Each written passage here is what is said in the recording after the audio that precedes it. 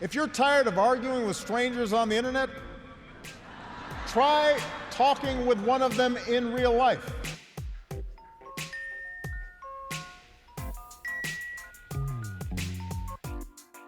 Welcome to Back in America, the podcast. This is Stan Berthelot, and we are on Back in America. I'm a French journalist living in Princeton, New Jersey, and I'm delighted to welcome you all to this live interview. In this podcast, I explore Americans' identity, culture, and values. My guest will join us in just a few minutes.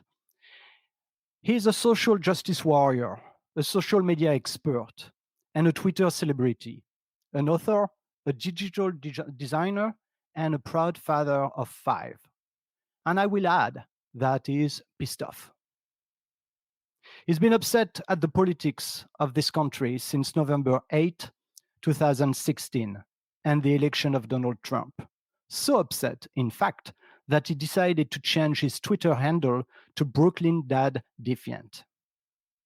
He rapidly grew his Twitter fans to over 665,000 followers, becoming one of the most popular anti-Trump commentators on Twitter.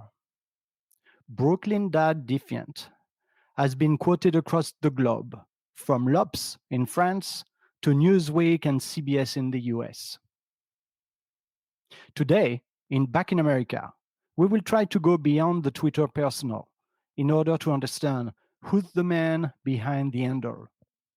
So welcome to Back in America, Majid Padellan. Hi, Stan. Thank you for having me on the show. So before we dive into the world of Twitter and politics, let's go back to your pre-Trump era. You are an art director and you worked for big names companies such as PricewaterhouseCoopers and Ernst & Young, right? I've seen some of your work, and they are extremely polished, professional, high-end graphic design. At the time, you wore suits and ties. When did you start to consider yourself an activist? Well, I guess that would have been 2016. I mean, my life prior to 11/9, November 9th, the day that we all learned that Donald Trump won the election. My life before that I was relatively unconcerned with the goings on in the White House and in Congress. I mean, I would say even during the presidency of George W. Bush, I didn't like the guy, and I definitely didn't like what he did with the Iraq War. But you still got the sense that there was someone relatively competent in the White House, unlike what it is today. And I guess I became an activist when I realized that I had a voice that people kind of wanted to hear, people wanted to listen to, and more people were joining me on this journey of defiance, I guess you could say. On election night, I saw a lot of people in discussion rooms, people that, I had been talking about, we were planning tweet storms. And when they learned that he won, they're like, okay, well, I guess I'm just gonna pack it in and hide my head because these trolls are gonna come after me. And I was like, what? That's insane. This is the time when we need to stand up. So yeah, that was when I changed it to Brooklyn Dad Defiant. And I didn't set out on this road, with the intention of being an activist, but I guess that is kind of what I turned into, because I realized how critical it is that we avoid having this fascist in the White House for another 4 years. America will be unrecognizable if that happens. When you say you're an activist, I mean, I see yourself as being an anti-Trump. What are your fights? Do you have any other fights? Oh yeah. So obviously Black Lives Matter is very important to me, because I have 3 Black adult sons, and I've had the talk with them. The talk is when you tell your young Black son that if you are in a police encounter, If you are stopped or pulled over by police, you must comply with them. You must not resist. You must be respectful and polite. And don't worry about anything else. I will get you out of prison. We will get lawyers. I cannot replace you. And it's scary. You when you see other people's children get shot and they were doing nothing, they weren't armed, they weren't being threatening. It's scary when you realize that could happen to your son just because of the color of his skin. Mm-hmm. So that is a cause that is near and dear to my heart. Sure, sure, sure. Today, how many hours would you say you spend on Twitter? To me, it feels like 24 hours a day, but If I had to guess, I'd say somewhere between 12 and 16 hours. wow, wow. Yeah, there are several groups that I've aligned myself with for the purpose of helping elect Joe Biden in November. Not just Joe Biden, but also blue Democratic candidates throughout the country. There's one group called Demcast 14, and Mm-hmm. Demcast 14 set up a website, demcast.com.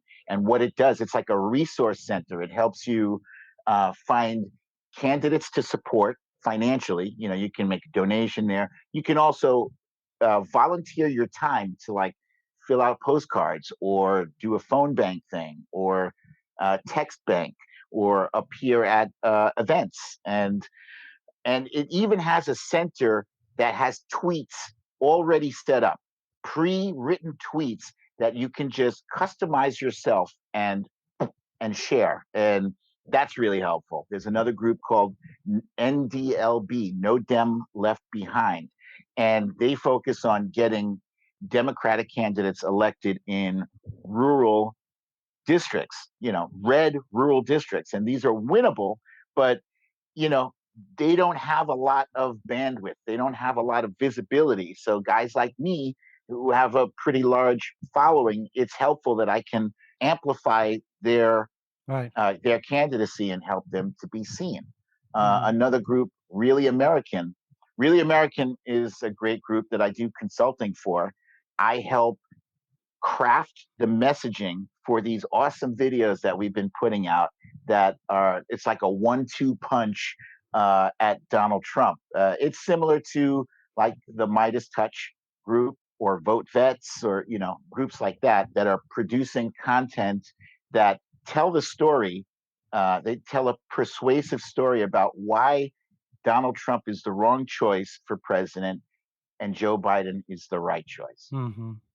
Well, I really want to come back to that internet war that we are creating. And before anything, I mean, I've got a very basic question. Do you think anything positive can come out of all that noise on social media? Yeah, absolutely. I think people, first of all, are becoming more aware of issues like, since climate change is something that I'm going to be 100% honest. I fully support the science that says climate change is real and that climate change is an impending catastrophe on humanity, not just America, but on humanity as a whole. But I didn't really know much about it, despite the fact that guys like Al Gore have been talking about it since 2000, 2001. He's been pushing this. And actually, I also learned that people in America have been concerned with climate change since I think the 80s and maybe even the 70s. It's been something that scientists have been tracking and following, and some politicians have been talking about, but these big fossil fuel companies have been squashing the noise and keeping it down. Um, but yeah, we are having discussions. This whole thing, we are having discussions in social media about things that are very important to everybody. Women's choice, Mm-hmm. um, healthcare. Healthcare is a big thing too. And actually, I learned in the past year how important healthcare is, because in the past year. My wife broke her ankle and sprained another ankle. My daughter broke her arm. My Come on. son broke his. I swear to God, in my whole life, I've never had so many broken limbs in a family in a short period of time. And so at the time, I was still working. I was Okay, so still you were working. insured. Yeah. I was insured, but I could not afford to put my family on healthcare under my employer provided health. Mhm. It was so expensive. Like I had to choose between the mortgage and the healthcare. I had to choose the mortgage because we need a roof over our heads. But so I had to come out of pocket for Wow. those expenses, and they're not Yeah. X-rays. Yeah, there Super is no expensive. safety net in this country. Definitely not. I mean, me coming from Europe, the difference is blatant, right? I mean, Yeah. you lose your job, lose your healthcare. Let me ask you, and I'm sure it's a question that a lot of your followers have.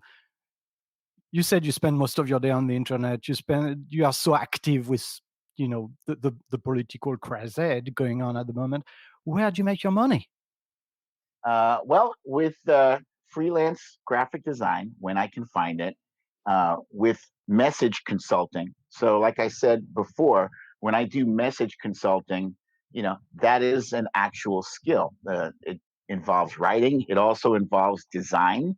Uh, so, Mhm. yeah. Yeah. And then Okay. if I could if I could really include my book, The Littlest President, I was planning on talking about that, but yeah. So I do you would make any wait. money?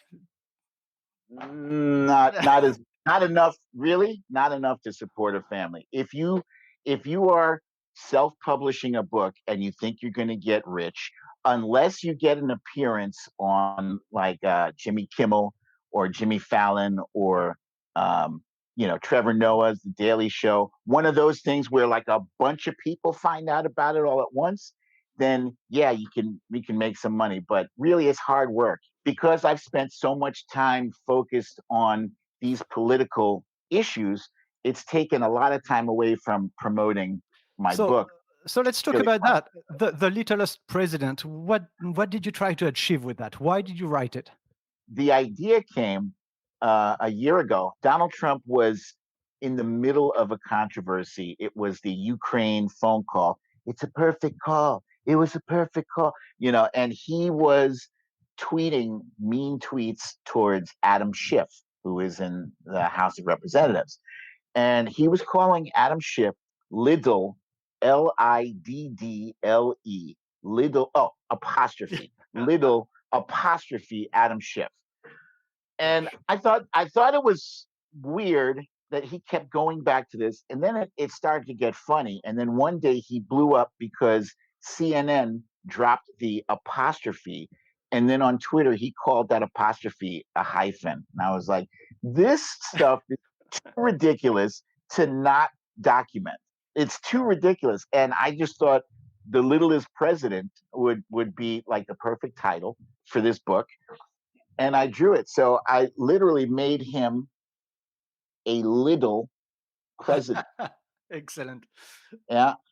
I wanted to make it like a children's book because the way he speaks and the way he writes and the way he attacks his enemies is so childish. I thought, okay, so let's frame this in a children's book format. So it's landscape. It's a hardcover book, and it's got a childlike narrative throughout. But the narrative itself is very true to Mhm. actual events. It tells the story of how a horrible little man, who was a draft dodger, a tax cheat, a horrible dad, how he rose to the highest office in the country, and it tells the story of his inevitable bigly fall. Well, Yeah. yeah, that is still to be seen, but yeah. Well, let's move. Let's go back It's to gonna to this. happen. It's going to happen. Let's go back to the internet and what's going on. Yeah. A Pew Research Center study claimed that 97% of the tweets from US adults that mention national politics came from just 10% of the users. And I'm sure you are one of those 10%. How does that make you feel? And how do you see your role? So I'm a big comic book fan. I love comic books, and my favorite comic book character is Spider-Man. And Spider-Man learned in a very hard lesson early on that with great power comes great responsibility. He was given these gifts. He can climb walls and he has super strength and super speed. And despite that, he was unable to save his Uncle Ben because he was being a jerk. And so he took that seriously. And I take that seriously too. I realize that not very many people have an audience the size that I have. And I'm not even sure I reach all of them at the same time. But I understand that I have a responsibility to use that audience for good, for good. And I think the best good I can do right now is to help not only elect Joe Biden, but elect as many Democratic candidates across the country so that we can give Joe Biden a helpful Congress so he can actually get something done. Let's say if Joe Biden gets in, if he's elected, but he has a Republican controlled Congress. That means anything he wants to do, he won't get it done because the Congress will just stop him. So we need all of these lower, we need the senators, we need representatives, and then we need mayors and governors and all of those folks to help him restore America, help him build back better. I mean, we are in dire straits right now. There's almost 200,000 people have died from COVID, and there is still no national plan. He won't agree to a national mask mandate, despite the fact that it's proven masks will help prevent the spread of COVID-19. I mean, it's so basic. You don't need, millions and millions of dollars for ventilators and heavy duty medical equipment and all this stuff. If you can just prevent it from spreading.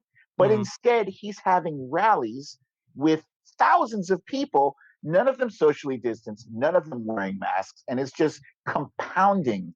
It's compounding the issue that we're having.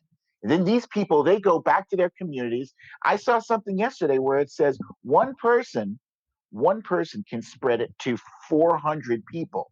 This guy, he continues to even poke fun at people who are wearing masks. And it's the most irresponsible I've ever seen any national leader in my entire life.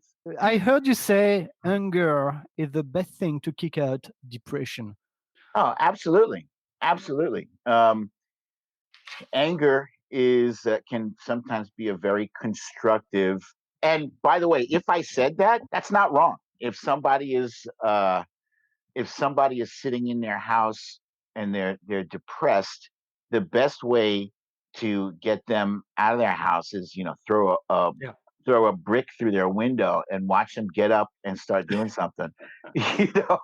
And Donald Trump was that brick that crashed into all of our windows. Look, I was just happily living my life before 2016. You know what I was using Twitter for?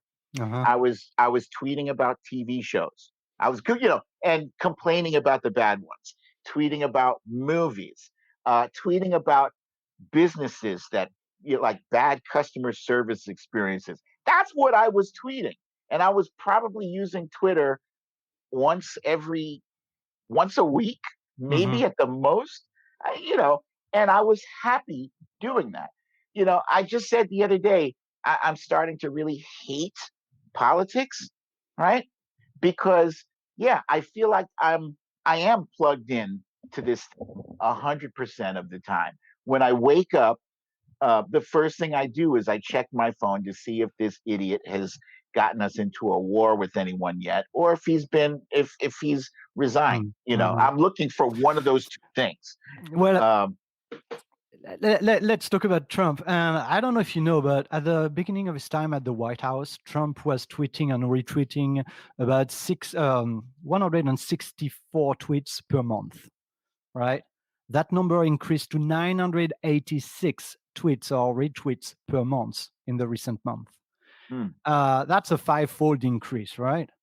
Yeah. So, I mean, we know that for Trump, Twitter is a direct link to his voter, and it's also a way to create news coverage. I mean, I know you had Trump, but we have to concede that the guy is sort of a master when it comes to using Trump. Would you agree with that? No, no. I think he knows, he's figured out that in order to get the news cycle off of his previous outrage, just to do something a little bit more outrageous and just keep the cycle going. I mean, just a week ago, we were talking about the fact that he admitted to Bob Woodward that he downplayed the virus. A week before that, we were talking about the fact that he called our fallen soldiers suckers and losers, and every week, it's a different outrage. Yeah, I've seen people say that, oh, he's brilliant, he's intentionally misspelling these things. I don't think so. There's no there's no hidden value to his misspelling things, unless he wants to project the image that he's like, I'm stupid like you guys. If that's the message that he is trying to convey, then maybe, oh yeah, maybe that's brilliant. But when I was in school, I was a nerd, right? And there used to be a time when being smart was not cool. But by the time my kids were in school, being smart actually turned into, that's a good thing. Mhm. So I don't know if his culture war includes the the smart folks versus the dumb folks, and we're the dumb folks, and there's more of us than there are of the smart folks. If that's his hidden culture war, then yeah, maybe he's brilliant. But I think it's a long term losing strategy if you were trying to somehow denigrate. They call people like myself elites because we're educated. I'm sorry. There's nothing wrong with being educated. That's what we want for our children. That is the whole purpose of Mhm. trying to shove our kids back into COVID infested schools, because we want to educate them, right? Or is it because schools are now babysitters? So we, the parents, can go back to COVID infested workplaces where, we have to sign we Mhm. have to sign a waiver that if we are infected by COVID, it is not the employer's fault. But education is very important. I just learned today on Twitter that 2/3 of America's youth don't even know that the Holocaust killed 6 million Jews. They Yeah, don't this know is this. yeah, I yeah, this learned is this in scary. public school. It's scary. All right, I can't get rid of the idea that still, I mean, somehow you sort of play Trump's game, and I'm afraid that a lot of people may think that you are polarizing this nation, within two blocks of people just fighting on the internet, one against the other. I mean, what do you say to people that might think that? Mm, I would disagree. Look, if what I say is polarizing, so be it. But you do have to pick a side. You do have to pick a side now. This is not somebody who is a regular leader. This is not a George W. Bush. This is not a Ronald Reagan. It's not a Jimmy Carter. It's not a Gerald Ford. This is a guy who has lied 20,000 times. And his most recent, most deadly lie was saying this is going to go away. And COVID-19. COVID-19 disrupted people's lives here throughout the planet. What's disrupted everything is the fact that we don't have a national plan, because this guy tried to downplay it so that the stock markets wouldn't panic. And all he cares about is the stock market. He doesn't care about lives. He doesn't care about saying, it's how difficult would it be to stand in front of the TV and say, look, The most patriotic thing you can do as an American is wear a mask. Mhm. That's the most patriotic thing. And you know what? If I'm being polarizing for calling out his lies on a daily basis, so be it. I'll be polarizing. All I right. don't really care. I feel it's that important. So You know, I would much rather sit down and enjoy reading my comic books and watch my movies. Seriously, uh-huh. seriously. I would be so happy doing that. That was my life in 2015. Let me be 2015, I wasn't on this at all. a bit controversial here again. I like to get you going, and um, so some people say that, I mean, we are increasingly living online in a filter bubble that only exposes us to the idea that we already agree with. And honestly, when I look at your feed and all the comments, yes, you have the occasional troll, but most of the people that subscribe to your Twitter feed obviously like what you post and like your ideas and agree with you. Mhm. So is it achieving anything? Yeah, I think so. And here's why. 2016 was when I was baptized in the Twitter waters, and that's when I learned firsthand what was happening. Um, and what was happening in 2016 and what's happening again today is there are a ton of online trolls, Russian bots, you know, produced by bot firms, and they were produced to insert a lot of chaos and confusion. They were introduced to have us fighting each other. So there were some Russian troll bots that look like me, for instance, you know, that pretend to be a liberal Democrat, and then there are other Russian troll bots that look like conservative Republicans, and they have these things infiltrating and flooding our social media conversations to start up trouble. To start up trouble. So I am Right. that steady ship navigating through the nonsense. If people are coming to my feed to confirm what they already know, that's fine, you know. But I'm not here for that. I'm here to keep folks focused, to keep them motivated, energized, and plugged in. You know, we last in the last election, 2016, we had over 100 million people that did not vote. If my tweet can reach one more person that didn't vote in 2016, I'm already ahead of the game.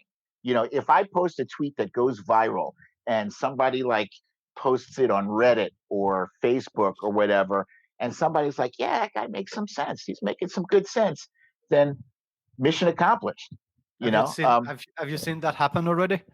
yeah, Yeah. yeah. Tell us I about have that. Do you have an example? I don't have a specific example. I get people text messaging me and saying, "Hey, Majid, I saw your tweet on Facebook the other day. Wow, that's really cool.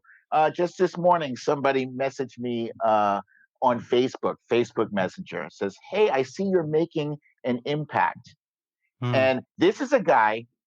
Let me tell you how random this is. This is a guy that I used to work with at a place called ENK International. It's like a fashion trade show company. It was like that was a low point in my graphic design career.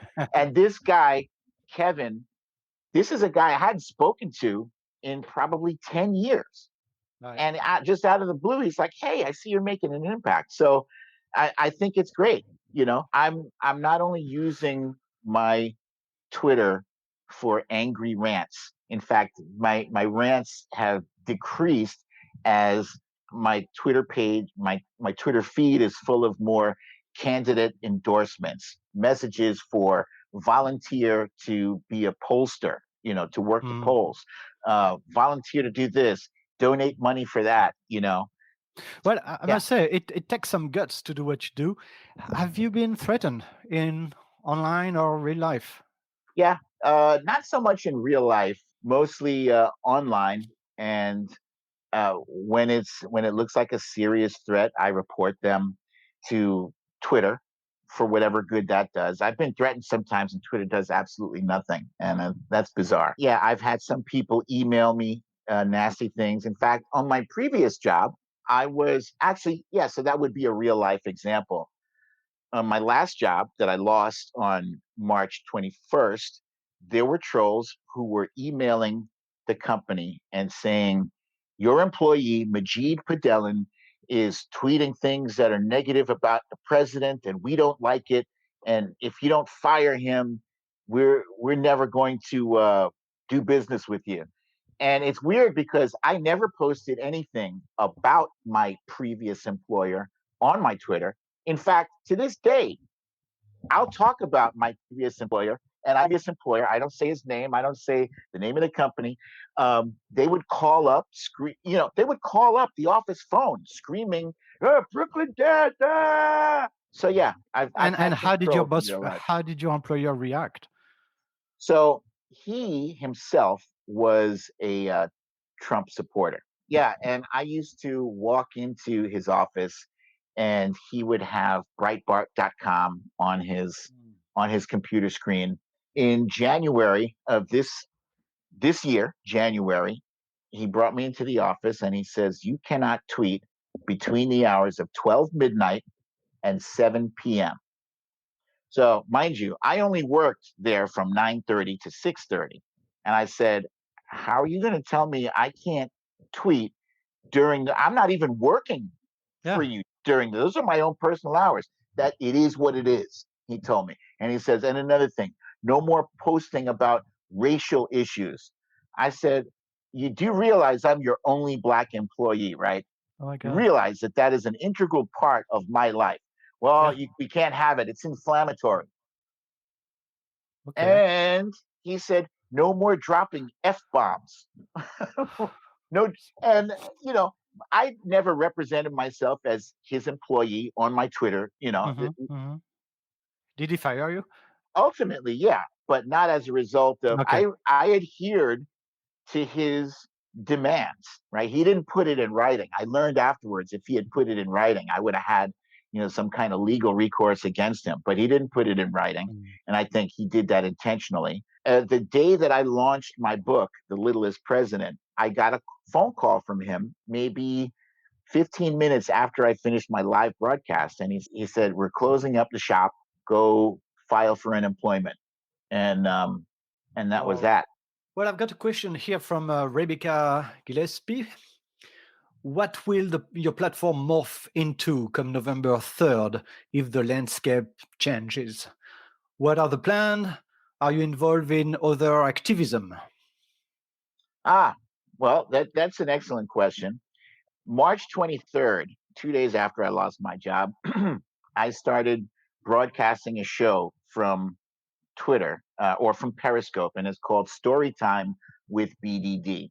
And originally, I started that as a way to help distract people from the propaganda press briefings that they were having. It was supposed to be about coronavirus, but it turned into anything but. And so people were like, I'm not going to watch that. I said, okay, watch this. It's a 1 hour show where we cover the current events of the previous 24 hours. And then in the last 15 minutes, I read a few pages from my book. I've already read this book on the show probably about 10 times. Seriously, it's a fun book. It's really fun. It's available on brooklynDadDefiant.com. Um, so I will most likely keep that show going because I have a community of people who tune in You on a do. daily basis. It's amazing. You've got hundreds of people tuning Yeah, in. and they're friends with each other. Like these are people that came together on the platform that I And, created. and what is about this ritual you got at the beginning when you call out everybody? Ah, The so roll that's call. yeah, that's the roll call. People like that. I'm just reading the comments on the screen, and they tell me their name and where they're from, and it's Deborah fun. Baldini says me. Yeah, yeah. And then, I for the regulars, I have this, I have a relationship with a lot of the regular people who show up. And it's fun. It's some good feelings. People say, you know what, you're the highlight of my day. I look forward to story time with BDD. I will probably be a lot less active when Joe Biden is elected. I will probably be a lot less active on a daily basis. I won't feel that life or death compulsion to, you know, to keep things going, to keep people energized.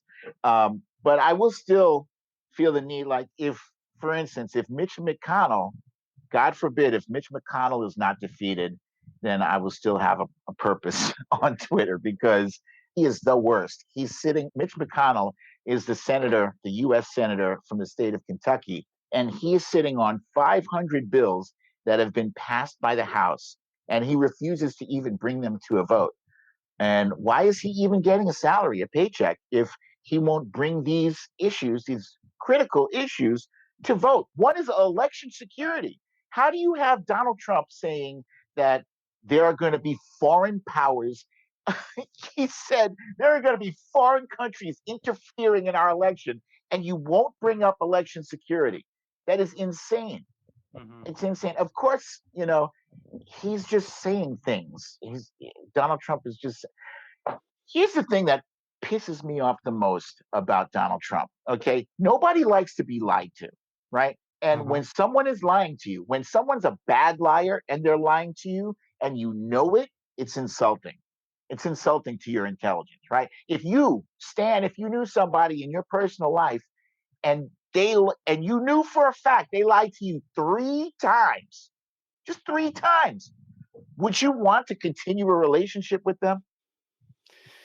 Of course, no, but I Yeah. mean that brings the question: how come Trump supporters don't see that? Do they see it? Do they realize he's lying? Do they care, There are two or do real they live in a different reality? Yeah, there are alternate realities, and he has created this bubble where everything that is negative about Donald Trump is fake news. mhm. That's it. Yeah, It's fake news. and Even if his voice is recorded, either through video or audio recording, he'll say that's fake news. and this is where I come back to his usage of Twitter. I mean, the guy got it very quickly that by addressing his public directly without the filter of the press, he could do whatever he wants. In my podcast, which is really trying to understand what is America from Hmm. my perspective as a European, I ask a very basic question at the end of each of my podcast to my guests. It's, what is America to you? Mm. America is my home. I was born here, lived here all my life, and I love America. I love the opportunity that I have. I love the freedom that I have. And it's imperfect, it's flawed. There are people from many different backgrounds and many different beliefs and they have many different opinions about it. Some folks will tell you, if you don't like it, you should leave. But no, I believe if you like America, if you love America, then you should be willing to fight for it. You should be willing to fight to make America better. That's not always a conversation that is pleasant or easy, but it's a conversation that has to happen. I used to tell my kids, when they were growing up, if you love somebody, right, if you care about them and they have a booger hanging from their nose, you should tell them. You should tell them. And why did this come up? I think one of the kids might have had a booger hanging from their nose. I said, if I let you walk around with that booger hanging from your nose and everybody else can see it, including me, and I don't tell you, that means I don't love you. That means, even though and the point was, when things are difficult, when it's difficult to tell somebody something and you still tell them, it means you care enough to tell them. So, yeah, America, if you don't like what Brooklyn Dad has to say or us liberals, what we have to say, tough. We're going to say it because we love America too. And we believe that, that America can and should be better. And it's not going to get better if we don't admit that there's a problem that needs to be addressed. Mhm. Yeah, right on. I like that. Do you have any books or movies that you would recommend? So we are currently watching a show called Ozark on Netflix, and it stars Jason Bateman. It's fantastic. Basically a story about a guy who he launders money, right? So he is an anti-hero. You should not be rooting for him, but yet you are, because he faces crisis after crisis after crisis. There's like a deadly, dangerous drug dealer who is right on his heels. And then he moves down to Louisiana to Mississippi, somewhere down south. Okay. He moved down to Ozark, and there's even more danger for him and his family, his wife and his two kids. There's even more danger for them down there. And it kind of feels, so far, it kind of feels like, have you ever seen the show Breaking Bad? Oh, yeah. Oh, yeah. So it kind of feels like that, except Jason Bateman is a much better Walter White. He's got ice water in his veins. It's a terrific show. I highly recommend it. Yeah. I will watch it. Books? And the book. Oh, yeah. How come? I should have thought about it. Yes. So The Littlest President is available on BrooklynDadDefiant.com. Also available on Amazon.com. You got to make sure you spell littlest correctly. You need to make the typo, right? And in the very beginning of the book, you get the end of the story. Which is your Twitter image. Yeah. All right. Well, thank you so much. Finally, do you think that country will heal? Yeah, I think it will heal, and I think Joe Biden is the perfect guy to heal it. And I'm not just saying that because I dislike Trump. I'm saying it because Joe Biden is a man full of compassion. He's a man who has suffered tremendous loss in his life. You can't heal unless you have a guy at the top, guy or woman, man or woman, who has dealt with loss, who has empathy, who has compassion. They have to have those qualities. Yeah, I think Joe Biden is a guy who has proven over the length of his career, he's proven the ability to talk across the aisle, as they say. There are Republicans who like Joe Biden and respect Joe Biden. And the process of healing is not going to be overnight. It's not going to be like November 4th, we're going to be healed. And in fact, it's going to take a while. It's going to take a while. There's going to be a lot of hurt feelings. He's not a guy who's going to be antagonizing the people who didn't vote for him. And that's the difference. That's the difference. Donald Trump has spent the past 4 hours trolling Democrats and trolling the states that did not support him. He's been, just very wicked and malicious. And Joe Biden is the complete opposite of that persona. So healing, yeah, we will heal. I shudder to think what will happen to America if Trump is reelected. That's a reality I don't even want to consider. Right. Well, let's stay on this optimistic note. The country will heal. Majid, thank you so much. Thank you so much for making time for Back in America today. And we'll keep on following your adventure online. Thank you for having me. It's been a pleasure.